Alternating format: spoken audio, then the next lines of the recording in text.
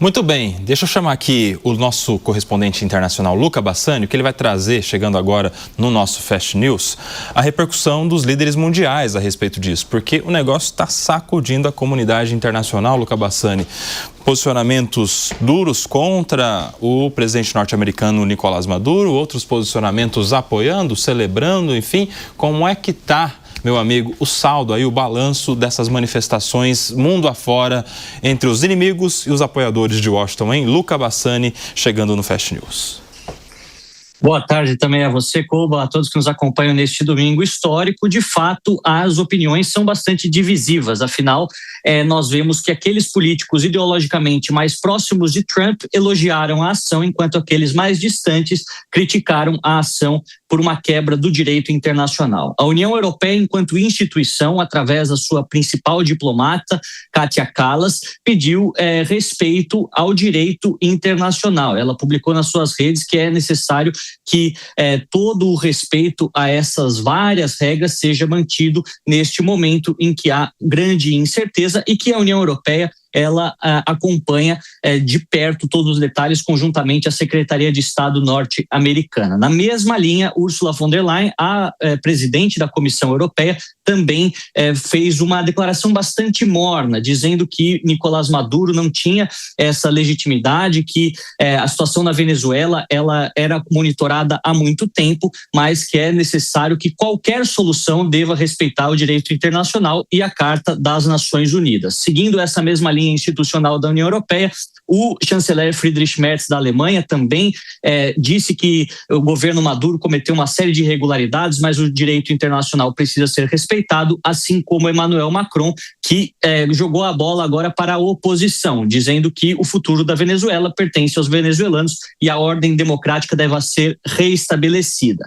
Do outro lado, o primeiro-ministro espanhol Pedro Sánchez, que comanda o país, que tem uma das maiores diásporas venezuelanas internamente, mais de 700 mil, ele disse que não apoia essas ações dos Estados Unidos na Venezuela e se colocou à disposição para ser uma espécie de interlocutor entre o governo transitório agora, que restou na Venezuela, e os norte-americanos, pedindo que também esse momento seja de tranquilidade e de desescalada. Óbvio que as vertentes variam, até mesmo na América do Sul. Vimos que Cláudia Sheinbaum, Gustavo Petro, o presidente Lula, lideranças de esquerda foram mais críticos, enquanto Javier Milei, da Argentina, Daniel Noboa, do Equador, à direita, elogiaram e se disseram aliviados, celebraram a queda do ditador Nicolás Maduro.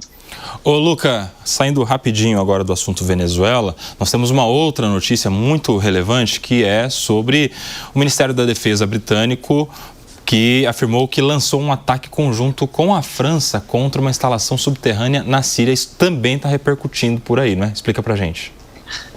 Tá mesmo, uma ação na Síria, que é um país que, para todos os efeitos, não é mais comandado por Bashar al-Assad, o ditador da dinastia que ficou por 50 anos, mas que não foi completamente pacificado e tem células ainda relevantes do Estado Islâmico. O Reino Unido e a França anunciaram que as suas forças aéreas, principalmente a Força Aérea Real Britânica, conduziram uma operação no deserto sírio, perto do sítio arqueológico de Palmira, para atacar uma instalação que supostamente produzia armas e pertencia ao Estado Islâmico. Eles disseram que essa foi uma ação preventiva para evitar o ressurgimento do grupo, que causou não só milhares de mortes por atentados terroristas, mas grande instabilidade em todo o Oriente Médio.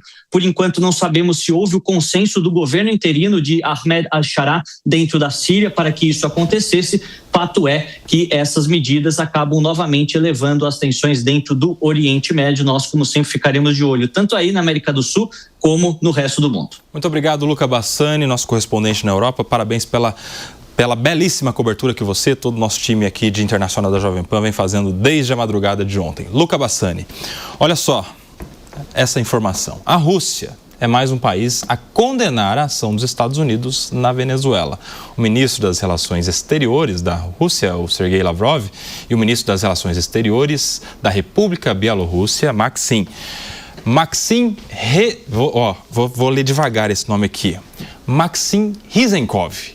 esses nomes russos aqui, eu só sei Kaiser, o meu time aqui, dessas palavras russas. Mas eles conversaram por telefone sobre a situação em Caracas. Segundo uma nota divulgada pelo Kremlin, Moscou e Minsk estão unidos na condenação veemente da agressão perpetrada pelos Estados Unidos contra um Estado soberano em violação do direito internacional. A Coreia do Norte também se manifestou por meio de uma nota publicada por uma agência de notícias estatal. Um porta-voz do Ministério das Relações Exteriores afirmou que o governo norte-coreano denuncia veementemente o ato de busca de hegemonia dos Estados Unidos cometido na Venezuela. Olha só, a gente vai repercutir agora todas essas manifestações, inclusive essas curiosas vindas da Rússia e da Coreia do Norte, criticando a ação americana, com um convidado especial, o professor Velasco, sempre conosco aqui na Jovem Pan, o professor Paulo Velasco, que é professor de Relações Internacionais da Universidade do Estado do Rio de Janeiro. Professor, bem-vindo, boa tarde. Qual é a ironia nessa crítica norte-coreana e russa à ação dos Estados Unidos? Bem-vindo. Muito boa tarde, um prazer sempre falar com a Jovem Pan. Bom, a ironia é que justamente são dois atores, né, dois estados que muito pouco se importam com as leis internacionais, com o direito internacional público. A Rússia, vamos completar 4 anos daqui a pouco de um conflito na Ucrânia, né, um ator que se coloca, né, numa violação flagrante do princípio da soberania, da não intervenção e da integridade territorial da Ucrânia. E a Coreia do Norte, acho que dispensa maiores apresentações, né, é um estado hostil, né, a toda e qualquer forma de estabilidade, um estado hostil à ideia de paz internacional, né, se tornou um ator nuclearmente armado de maneira ilegal em 2006, vem desde então, né, praticando uma série de exercícios militares para lá de temerários, né, testando mísseis balísticos, né, sobrevoando, por exemplo, o território da Coreia do Sul, do Japão, caindo no mar do Japão, né, colocando toda aquela área ali, né, da Ásia do Leste em permanente tensão.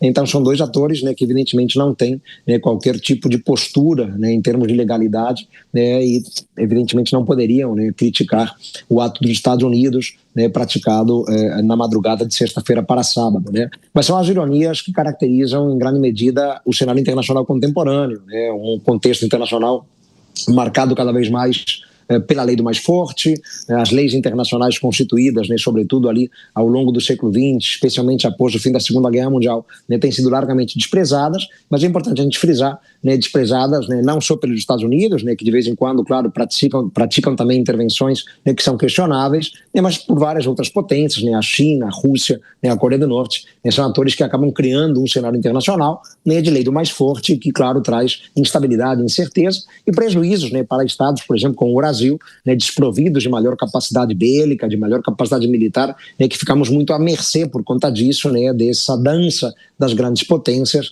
né, que acaba trazendo instabilidades que muito podem prejudicar os nossos interesses. Professor Paulo, a gente tem tempo para mais uma pergunta, vai ser do Acácio Miranda, nosso analista do programa de hoje. Professor, boa tarde a você, prazer tê-lo conosco mais uma vez.